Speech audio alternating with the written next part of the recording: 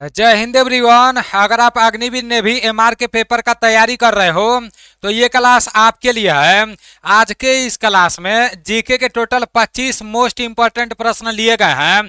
आप लोगों को पूरे प्रश्नों को देखना है और लास्ट में ईमानदारी पूर्वक से कमेंट करके बताना है कि इन 25 प्रश्नों में से आपका कितना प्रश्न सही हो रहा है। अगर इन 25 प्रश्नों में से आपका 20 से अधिक प्रश्न सही होगा तो आपका तैयारी बहुत अच्छे से चल रहा है। अगर इन 25 प्रश्नों में से आपका 20 से कम प्रश्न सही होगा तो और अच्छे से आपको पढ़ाई करने का जरूरत है। कल के क्लास में मैं आप लोगों को कुछ प्रश्न दिया था, ठीक है ना, और मैं बोला था कि आप लोगों को कमेंट करके बताना है। तो ये रहा वो पूरा का पूरा प्रश्न। मैं आप लोगों से पूछा था कि जो राष्ट्रीय ध्वज है तो उसको कब मान्यता मिला था। जो राष्ट्रीय ध्वज तिरंगा है तो इसको कब मान्यता मिला था। तो काफी सारे दोस्त ये कमेंट में बताए थे, ठीक है ना। 22 जुलाई 1947 को राष्ट्रीय ध्वज को मान्यता मिला था। याद रखना आप सभी साथी। आपके राष्ट्रीय प्रतीक से रिलेटेड पेपर में एक प्रश्न पूछे जाएंगे। इंडियन नेवी का ये बात बहुत अच्छा लगता है, ये लोग जो सिलेबस देते हैं ना तो यहीं से प्रश्न पूछते हैं, दूसरे जगह से प्रश्न नहीं पूछते हैं, ठीक है ना। तो सिलेबस में जितना भी चैप्टर है प्रत्येक चैप्टर को आपको अच्छे से पढ़ लेना है।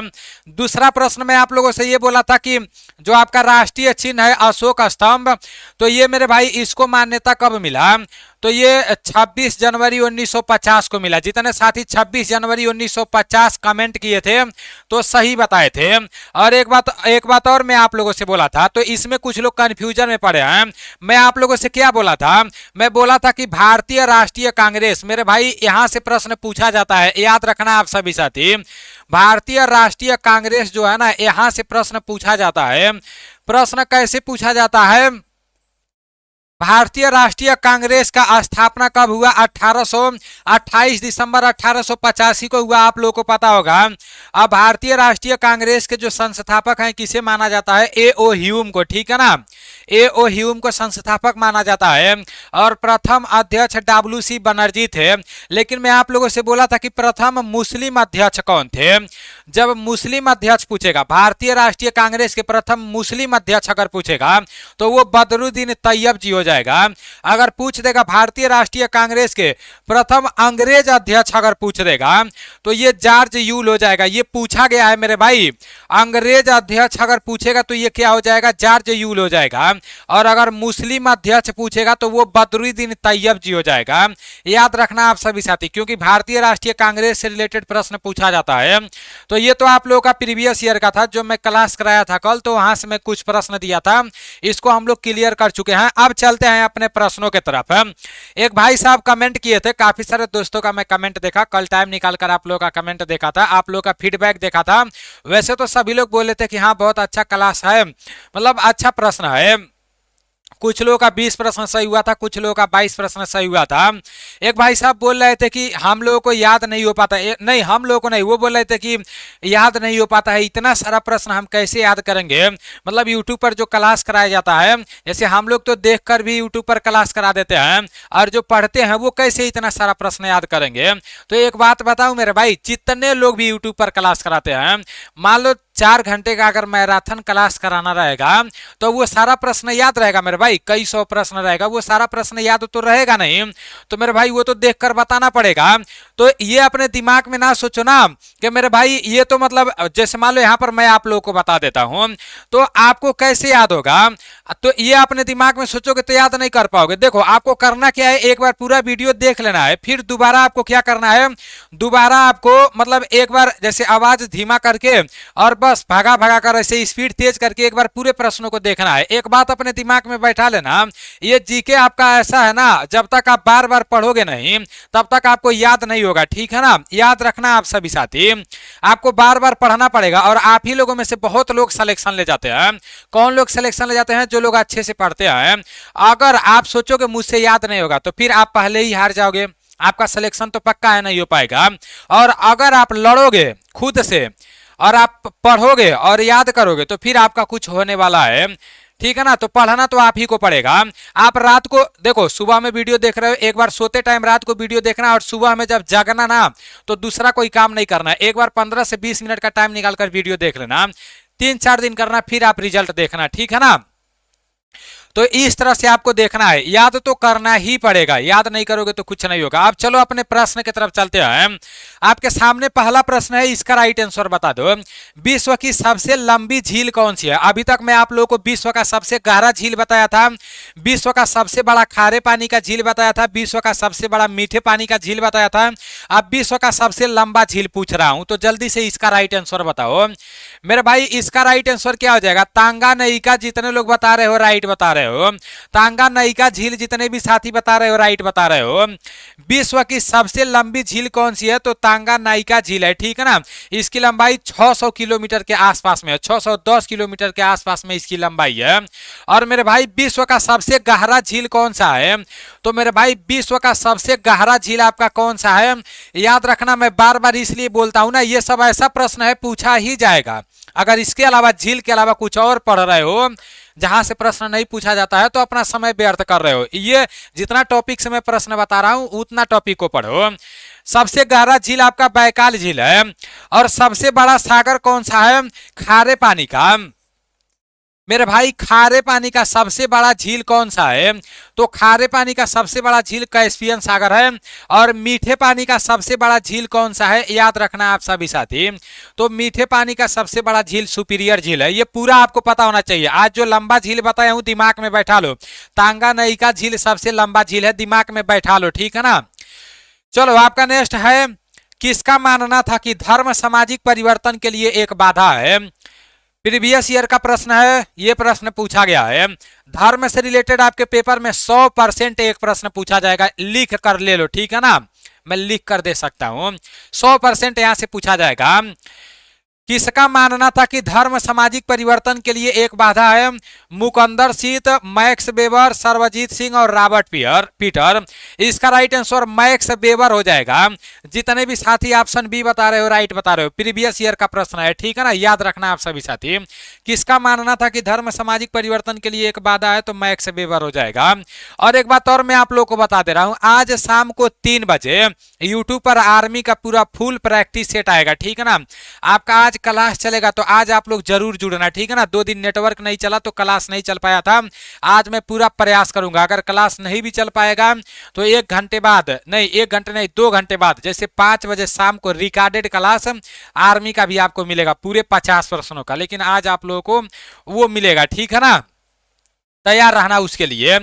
चंदावर का युद्ध कब हुआ? तो मेरे भाई यहां पर देखो गलती से मैं पूरा लिख दिया हूं, तो ये आपका 1194 हो जाएगा। जो चंदावर का युद्ध हुआ 1194 में हुआ, याद रखना। चौसा का युद्ध 1539 में हुआ। बक्सर का युद्ध 1764 में हुआ। फ्रांस की क्रांति 1789 में हुआ, याद रखना आप सभी साथी। नेक्स्ट है एसटीएफ का पूरा नाम क्या है? एसटीएफ जो है ना, तो यहां से आपके पेपर में प्रश्न पूछे जाएंगे। देखो ये एसटीएफ दिया है तो किसी का भी फुल फॉर्म पूछा जा सकता है, फुल फॉर्म से रिलेटेड एक प्रश्न पूछा जाता है। तो याद रखना एसटीएफ का पूरा नाम क्या है? तो स्पेशल टास्क फोर्स। जितने भी साथी बता रहे हो राइट बता रहे हो। ऑप्शन बी जितने भी साथी बता रहे हो बिल्कुल भी राइट बता रहे हो। एसटीएफ का पूरा नाम क्या है? स्पेशल टास्क फोर्स है, ठीक है ना। याद रखना आप सभी साथी। नेक्स्ट है कि टाइगर ट्रंप एक्सरसाइज भारत और किस देश के साथ होता है? तो ये जो टाइगर ट्रंप एक्सरसाइज है ये भारत और किस देश के साथ होता है? तो ये भारत और अमेरिका के साथ होता है। जितने भी साथी भारत और अमेरिका बता रहे हो बिल्कुल भी राइट बता रहे हो। टाइगर ट्रंप एक्सरसाइज भारत और किस देश के साथ होता है? तो भारत और अमेरिका के साथ होता है।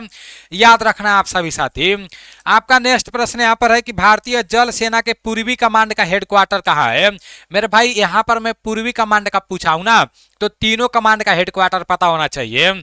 मैं आप लोगों को अच्छे से बताया हूं कि ये जो भारतीय जल सेना है, जो इंडियन नेवी है, तो इसके 3 कमांड है, ठीक है ना।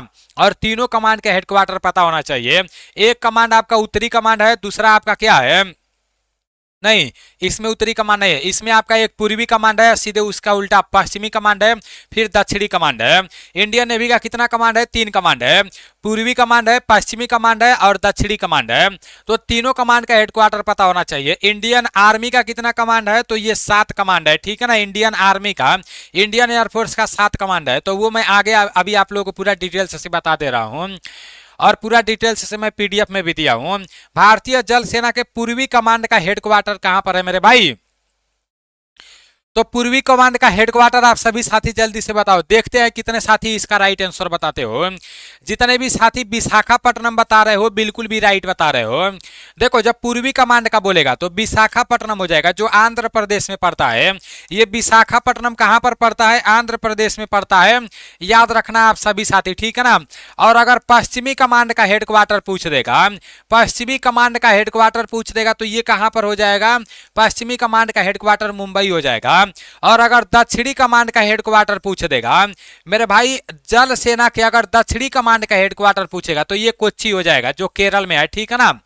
तो इतना पता होना चाहिए मेरे भाई। जो आपका इंडियन नेवी है इसके टोटल तीन कमांड है, पूर्वी कमांड, पश्चिमी कमांड, दक्षिणी कमांड।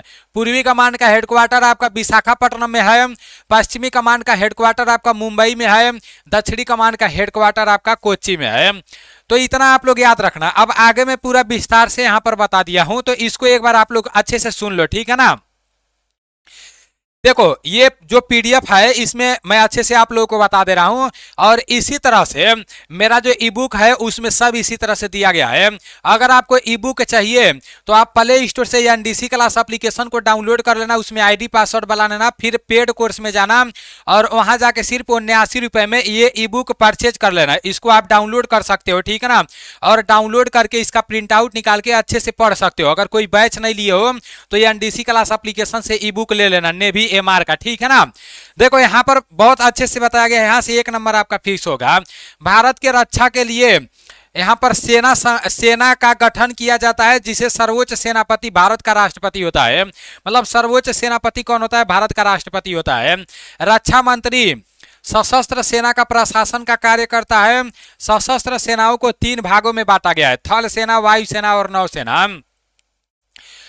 मेरे भाई अब यहां पर देखो इंडियन आर्मी के बारे में बताया गया है। इंडियन आर्मी का स्थापना 1 अप्रैल 1895 को हुआ। 15 जनवरी को इंडियन आर्मी डे मनाया जाता है।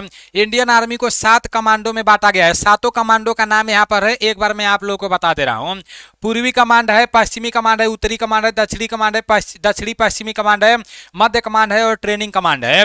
पूर्वी कमांड का हेडक्वार्टर कोलकाता है, पश्चिमी कमांड का हेडक्वार्टर चंडी मंदिर है, उत्तरी कमांड का हेडक्वार्टर उधमपुर है, दक्षिणी कमांड का हेडक्वार्टर पुणे है, दक्षिणी पश्चिमी कमांड का हेडक्वार्टर जयपुर है और यहाँ मध्य कमांड का हेडक्वार्टर लखनऊ है, ट्रेनिंग कमांड का हेडक्वार्टर शिमला है। तो आपके दिमाग में ये गुजरना चाहिए। अब जल सेना दिया है, तो ये जो आपका जल सेना है इसको 3 कमांडों में बांटा गया है, पूर्वी कमांड, पश्चिमी कमांड, दक्षिणी कमांड। तो पूर्वी कमांड का हेडक्वार्टर विशाखापट्टनम में है, पश्चिमी कमांड का मुंबई है, दक्षिणी कमांड का कोच्चि है। तो याद रखना। वायुसेना को 7 कमांड में बांटा गया है, पूर्वी कमांड, केंद्रीय कमांड, दक्षिणी पश्चिमी कमांड, पश्चिमी कमांड, दक्षिणी कमांड और यहां पर दिया है ट्रेनिंग कमांड और यहां पर दिया है रख रखाव कमांड। तो मेरे भाई किसका हेडक्वार्टर कहां है यहां पर मैं अच्छे से लिख दिया हूं। पूर्वी कमांड का हेडक्वार्टर शिलांग है, केंद्रीय कमांड का हेडक्वार्टर इलाहाबाद है, दक्षिणी पश्चिमी कमांड का हेडक्वार्टर गांधीनगर है, पश्चिमी कमांड का हेडक्वार्टर नई दिल्ली है, दक्षिणी कमांड का हेडक्वार्टर तिरुवनंतपुरम है, ट्रेनिंग कमांड का हेडक्वार्टर बेंगलुरु है, रख रखाव कमांड का हेडक्वार्टर नागपुर है। तो ये पूरा अपने दिमाग में बैठा लेना, ठीक है ना। और अगर आपको ये पूरा पीडीएफ चाहिए तो प्ले स्टोर से एनडीसी क्लास एप्लीकेशन डाउनलोड करना, आईडी पासवर्ड बनाना, फिर ई बुक ले लेना। आपका जो नेवी एमआर का है उसमें इस तरह से मिल जाएगा। नेक्स्ट है भूटान की राजधानी कहाँ है। एक राजधानी आपसे पूछेगा, किसी भी देश का राजधानी पूछ सकता है। तो चलो इसका राइट आंसर बताओ मेरे भाई। भूटान का राजधानी आपका थिम्पू है। अगर पूछ देगा चीन की राजधानी कहां पर है तो चीन की राजधानी बीजिंग है। पाकिस्तान की राजधानी कहां पर है मेरे भाई, ये जो अपना दुश्मन देश है पाकिस्तान, तो इसका राजधानी कहां पर है, पाकिस्तान का राजधानी इस्लामाबाद है। और नेपाल का राजधानी कहां पर है तो मेरे भाई नेपाल का राजधानी काठमांडू है, याद रखना आप सभी साथी। नेक्स्ट है कि भारत में आर्थिक सुधारों के बाद से अर्थव्यवस्था के निम्नलिखित क्षेत्रों में से किसमें सबसे ज्यादा बढ़ोतरी हुई है। प्राथमिक, द्वितीयक और तृतीयक और कोई भी विकल्प सही नहीं। तो इसका राइट आंसर जितने भी साथी ऑप्शन सी बता रहे हो, तृतीयक बता रहे हो, बिल्कुल भी राइट बता रहे हो, तृतीयक इज राइट आंसर। आपका नेक्स्ट प्रश्न यहाँ पर है कि डॉक्टर बी आर अम्बेडकर, गिनती करते जाना कितना प्रश्न सही हो रहा है, क्योंकि आप जैसे आगे बढ़ोगे वैसे अच्छा प्रश्न आएगा। डॉक्टर बी आर अम्बेडकर द्वारा किस अनुच्छेद को भारतीय संविधान का हृदय तथा आत्मा के रूप में वर्णित किया गया है, तो जल्दी से बता दो। डॉक्टर बी आर अम्बेडकर द्वारा किस अनुच्छेद को भारतीय संविधान का हृदय तथा आत्मा के रूप में वर्णित किया गया है? तो अनुच्छेद 32 हो जाएगा। अनुच्छेद 32 इज राइट आंसर। याद रखना आप सभी साथी, अनुच्छेद 32 आपका राइट आंसर हो जाएगा। नेक्स्ट है, सरकार में राजनीतिक शक्तियों को अधिक से अधिक नागरिकों में विभाजित की जाती है। कुलीन तंत्र द्वारा, एक तंत्र, धन तंत्र और लोकातांत्रिक। तो इसका राइट आंसर जल्दी से बताओ आप सभी साथी, जितने भी साथी इसका राइट आंसर लोकातांत्रिक बता रहे हो, ऑप्शन डी बता रहे हो, बिल्कुल भी राइट बता रहे हो। लोकातांत्रिक जितने भी साथी बता रहे हो, लोकतांत्रिक रहेगा यहाँ पर, ठीक है ना। जितने भी साथी ऑप्शन डी बता रहे हो, राइट बता रहे हो। नेक्स्ट है कि लघु पाषाण क्या होते हैं? तो ये जो लघु पाषाण है ये क्या होते हैं? ऐसे प्रश्न आपके पेपर में पूछ देगा, इतिहास से ऐसे प्रश्न पूछ देगा, ठीक है ना। तो ये जो लघु पाषाण होते हैं ये पत्थर के औजार आपका राइट आंसर हो जाएगा, ठीक है ना। ऑप्शन ए जितने भी साथी बता रहे हो, राइट बता रहे हो। गिनती करते जाना आपका कितना प्रश्न सही हो रहा है।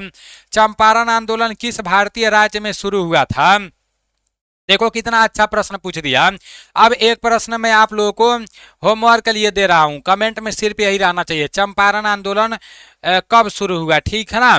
ये आप लोगों को बताना है, चंपारण आंदोलन कब शुरू हुआ, चंपारण आंदोलन कब शुरू हुआ, ये आप लोगों को कमेंट में बताना है, ठीक है ना।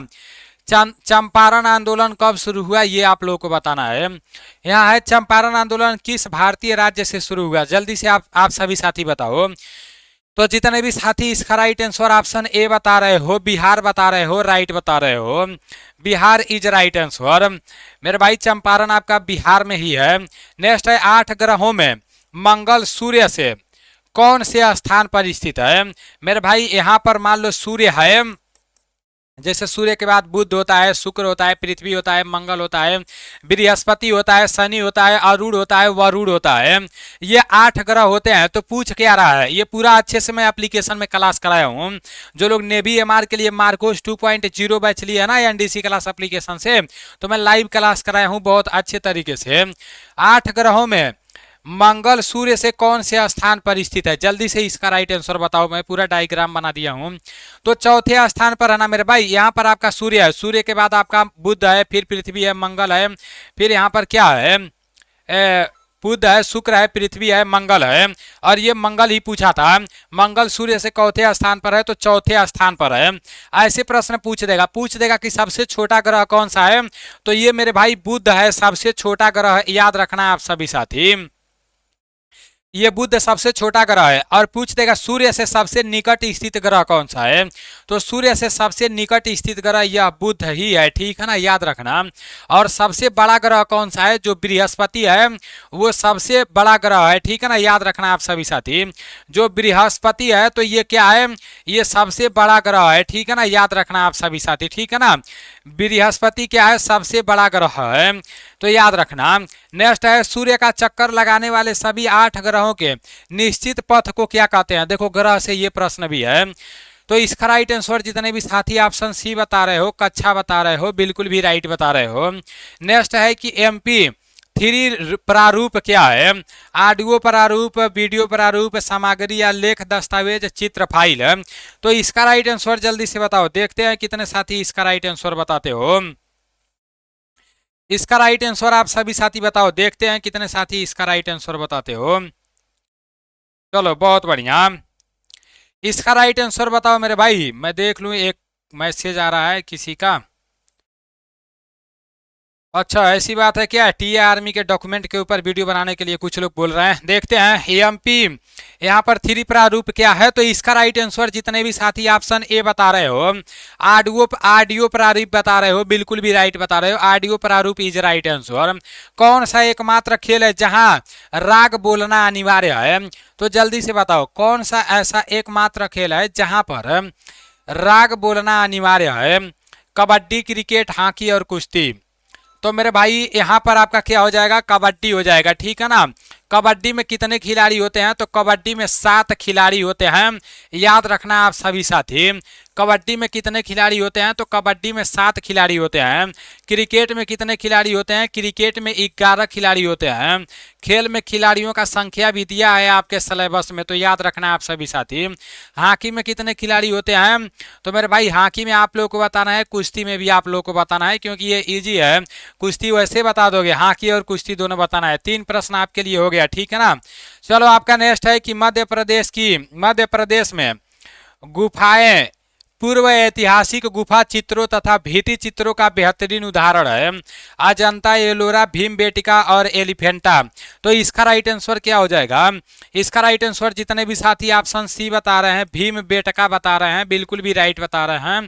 Bhimbetka is right answer.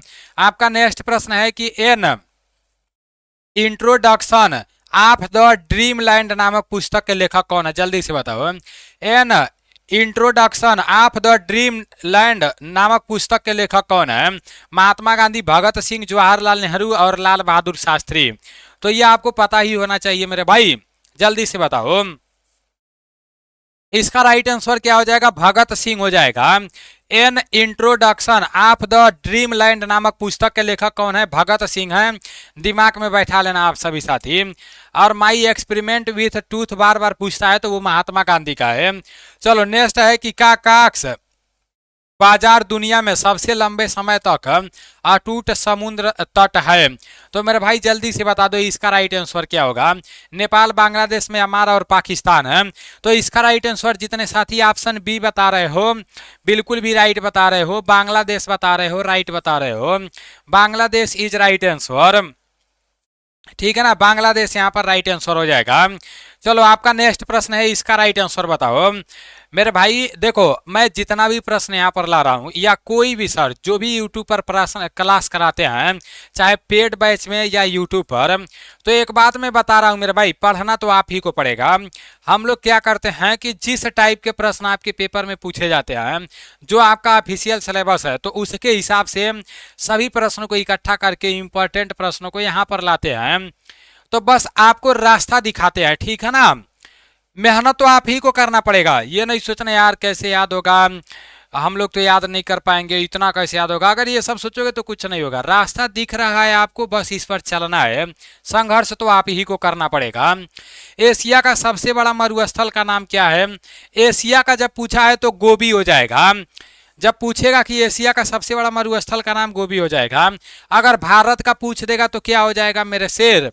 अगर भारत का सबसे बड़ा मरुस्थल पूछ देगा ना, तो वो आपका थार हो जाएगा, जो कहाँ पर है? रेगिस्तान में है। अगर पूरे विश्व का पूछ देगा, पूरे वर्ल्ड का पूछ देगा ना, तो ये क्या हो जाएगा? पूरे वर्ल्ड का पूछ देगा तो ये सहारा हो जाएगा।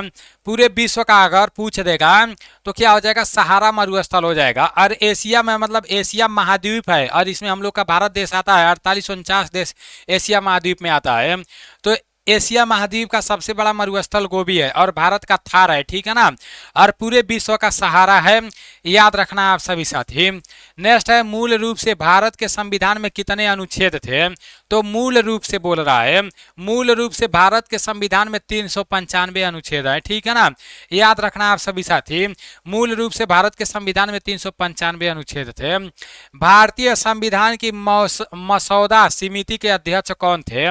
जल्दी से बताओ, भारतीय संविधान की मसौदा समिति के अध्यक्ष कौन थे? तो डॉक्टर भीमराव अंबेडकर। जितने भी साथी बता रहे हो, ऑप्शन बी जितने भी साथी बता रहे हो, बिल्कुल भी राइट बता रहे हो। और जब क्लास समाप्त हो जाएगा तो कल के जैसा आप लोग फीडबैक जरूर देना, ठीक है ना। कल आप लोगों का फीडबैक देकर देखो आज कितना अच्छा अच्छा प्रश्न लाया हूँ। भारतीय नौसेना का पश्चिमी कमांड का हेडक्वार्टर कहाँ है? अभी मैं आप लोगों को बताया हूँ।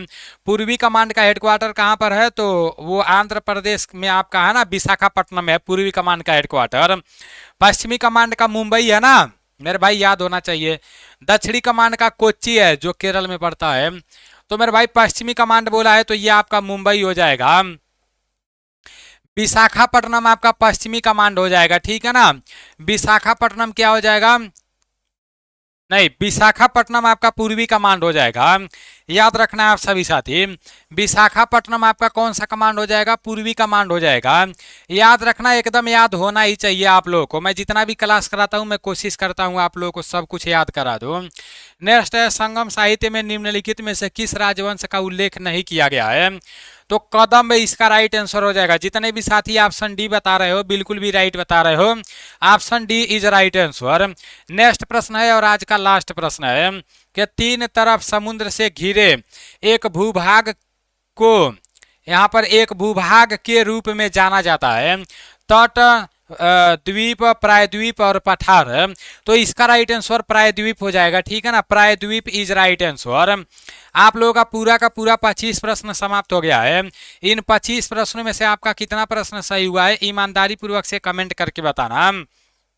और जितने भी साथी हमसे जुड़े हुए हो, एक बात मैं आप लोगों को बता रहा हूं, आप जिस भी फील्ड में लगे हो उसमें संघर्ष तो आपको ही करना पड़ेगा मेरे भाई। अगर आप सोच रहे हो कि नहीं हम संघर्ष नहीं करेंगे, बस वैसे लगे रहेंगे तो हो जाएगा, तो नहीं होने वाला है मेरे भाई। याद रखना आप सभी साथी। इसलिए मैं बार बार आप लोगों से बोलते रहता हूं, जितने साथी हमसे जुड़े हुए हो मैं आप लोगों से बार बार बोलते रहता हूं, अगर आप लोग मेरे ही बारे में आज से 4 साल पहले का बात सोचोगे ना तो कुछ भी नहीं था मेरे भाई। हकीकत बता रहा हूँ, आज से तीन चार साल पहले मेरे पास ये सब कुछ भी नहीं था, डिजिटल बोर्ड, या मैं इस तरह से कैमरे के सामने बोल नहीं पाता था, कुछ भी नहीं था मेरे भाई। मैं उस टाइम एनसीसी करता था, ग्राउंड में जाकर दौड़ता था, मेरा 1600 मीटर का टाइमिंग 5 डाउन था, ठीक है ना। बहुत अच्छा रनिंग करता था, एक सपना था फौज में जाना है, अच्छे से मेहनत किया, दौड़ भी मारा, पेपर भी निकाला, लेकिन कुछ कागजों की वजह से उधर सिलेक्शन नहीं हो पाया। लेकिन मैं मेहनत बहुत किया मेरे भाई, जिस भी फील्ड में लगा मेहनत बहुत किया। देखो अपना तारीफ नहीं करना चाहिए ज्यादा, लेकिन मैं आपको हकीकत बता रहा हूं, और ये मैं इसलिए बता रहा हूं ना, आप जिस भी फील्ड में लगे हुए हो उसमें आपको मेहनत तो करना ही पड़ेगा। अगर आप सोच रहे हो कि यार, मतलब काफी सारे लोग ऐसा सोचते हैं, यार नीलेश का किस्मत तो बहुत अच्छा है, ये तो बहुत पॉपुलर हो गया है, इसको तो यूट्यूब से बहुत पैसे मिलते होंगे, तो मतलब ऐसा बहुत सारे लोग सोचते होंगे। तो मेरे भाई इसमें किस्मत का तो ज्यादा बात ही नहीं है मेरे भाई। मैं हकीकत बता रहा हूं, कैमरे के सामने मुझे बोलना ही नहीं आता था, बहुत प्रैक्टिस किया हूं। पहले मैं दूसरे का आवाज का डब किया हूं, ठीक है ना, उसके बाद से फिर धीरे धीरे बोलना सीखा हूं। एक एक वीडियो को 500 बार बनाया हूं, तो इसमें किस्मत कहां से आएगा मेरे भाई। मेहनत किया हूं और दिन रात मेहनत किया हूं, बहुत मेहनत किया हूं, अभी भी मेहनत करता हूं। तो मैं आप लोगों से बस एक ही बात बोलूंगा, आप जिस भी फील्ड में लगे हो ना उसमें मेहनत करना पड़ेगा, बहुत मेहनत करना पड़ेगा आपको। देखो मेरा सिलेक्शन उधर नहीं हो पाया, मैं इधर अच्छे से मेहनत किया। आज काफी सारे दोस्त हमसे पढ़ाई करते हैं, आप लोगों को पता ही होगा, काफी सारे दोस्त हमारे एनडीसी क्लास एप्लीकेशन से आर्मी के लिए बैच लेकर पढ़ाई करते हैं, नेवी के लिए बैच लेकर पढ़ाई करते हैं, और उन लोगों को सब कुछ अच्छे से समझ में भी आता है। तो ये दिन एक ही दिन में नहीं आया है मेरे भाई, इसके लिए कई रातों को मुझे जागना पड़ा है, बहुत लोगों का बोली सुनना पड़ा है मेरे भाई, हकीकत बता रहे हैं आपसे। तो मेरे भाई मेहनत करना पड़ेगा आपको, ठीक है ना। लोग आपको ताना मारेंगे, बोलेंगे, बहुत कुछ आपको सुनने को मिलेगा, वो सब आपको इग्नोर करना पड़ेगा। आपको आपके लोग ही ताना मारेंगे, ठीक है ना। जिसको आप बहुत खास मानते हो जब तक आपके साथ रहेगा कुछ नहीं बोलेगा, जब तक आपके साथ रहेगा ना आपका सारा बात वो जान लेगा, और जब आपसे अलग जाएगा ना तो आप ही के बारे में दूसरे से उल्टा सीधा बोलेगा। तो ये दुनिया ऐसी है मेरे भाई, ये सब आप लोग समझो और मेहनत करो अच्छे से। जिस भी फील्ड में लगे हो मेहनत करोगे तभी कुछ होगा, इतना याद रखना। आप अगर मेहनत नहीं करोगे तो कुछ होने वाला नहीं है। जिस भी फील्ड में लगे हो मेहनत करो, और एकदम दिन रात मेहनत करो, रिजल्ट जरूर निकलेगा, लेकिन एकदम ईमानदारी पूर्वक से मेहनत होना चाहिए। थोड़ा सा भी अगर बेईमानी से मेहनत करोगे तो फिर रिजल्ट नहीं निकलने वाला है, ठीक है ना। चलो ठीक है, मैं जिस फील्ड में लगा हूं दिन रात मेहनत करता हूं और आगे भी मेहनत करूंगा। मिलते हैं अगले क्लास में, बस मैं आप लोगों से यही बोलूंगा कि अच्छे से मेहनत करना आप लोग। जय हिंद।